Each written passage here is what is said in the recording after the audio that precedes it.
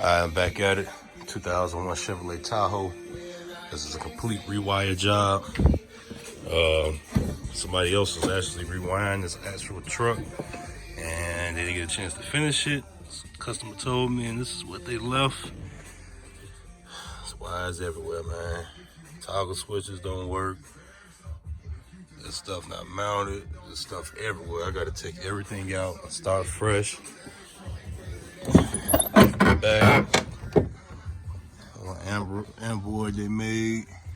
It's got bad grounds, interference in the door speakers, all types of stuff, man. So it's the hatch. Like I said, man, I try not to critique other people's work, but man, like, this is crazy. All this gotta come out. It's got a flip down in there also, so y'all see.